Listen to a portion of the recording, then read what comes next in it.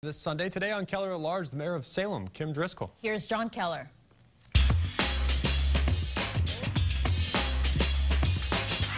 Well, good morning. Thanks very much for joining us. As you know, if you're a regular viewer here, we like to periodically talk to interesting mayors from around Massachusetts who run interesting cities, and our guest this morning fits the bill. She is Mayor Kim Driscoll of Salem, a Democrat first elected in 2006, re-elected to a fourth term last year by a nearly 2-to-1 margin. Mayor, welcome. Thank you. Glad to have you here. How do you stay popular? I think folks are at the local level. You're, really close to your constituents. You get a chance to work on projects, solve problems, and hopefully people respect that. And you're not someone that's far away, so you're always on duty. And hopefully we're doing a good job, and people like the direction the city's heading in. Well, you've seen incumbents get the chop. Yeah. What do they do wrong that shortens their careers?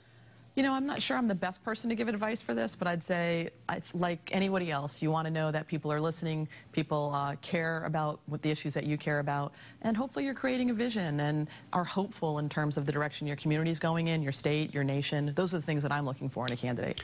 Well, these days, what's the biggest challenge you're facing in Salem?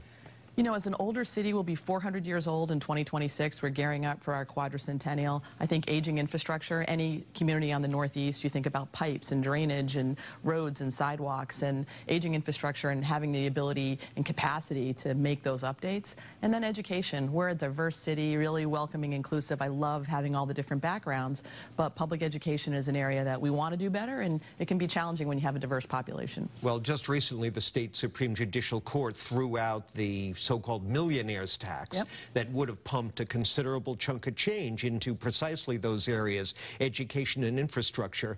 What does that mean to you? Was that a setback? Well, I think we know that resources do matter, particularly when you think about infrastructure, transportation, and public education.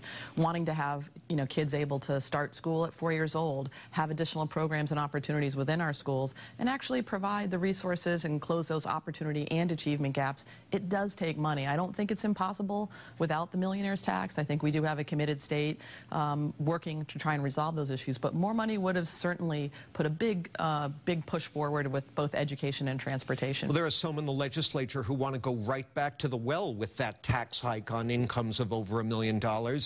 They'd have to wait another 4 years. Are you for that? Well, I think we're going to have to see what happens. So far, the legislature has been a little resistant to new taxes. I do think we need resources to solve transportation. I do think we need to look at what's the fairest way to do that. Is it a gas tax? Is it congestion pricing? How are we going to really attack this problem? It is difficult to go from Salem, only 14 miles north of Boston, into Boston for work. And we want to have a public transit system that works. We want people to be able to rely on that, and I think we're going to need resources to do it. Well, now, you recently boosted parking fees in Salem, right? We're looking at that. We call it rate restructuring.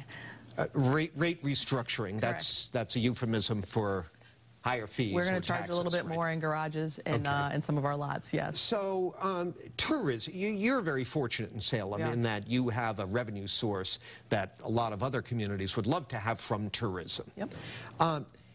When you're laying awake at night, tossing and turning, worrying about the future, how much of that involves the risk of killing the golden goose of tourism by becoming too costly? Lodging costs, taxes on lodging, and rental car taxes, all that stuff. I think we've been smart about it. We invest 50% of our visitor taxes, mostly lodging, hotel taxes, back into marketing and promoting Salem. And what we've seen is actually a 75% growth in hotel rooms, more commitment to businesses that are really not only residents are patronizing, but visitors coming to visit Salem. So if anything, we're reinvesting visitor dollars into the visitor economy, and we're seeing that growing. Does that mean that we're going to raise parking fees on occasion, or look at places where visitors are coming to use those as a resource for funding government, public safety? There are costs that come with people coming into your community. Absolutely. But I think we're being smart about it and reinvesting those dollars to promote what's happening, meaning more people are staying in Salem. All right, on that note, let's take a short break, and when we continue, we'll talk a little bit about the broader political scene with the mayor of Salem, Kim Driscoll. So please stay with us.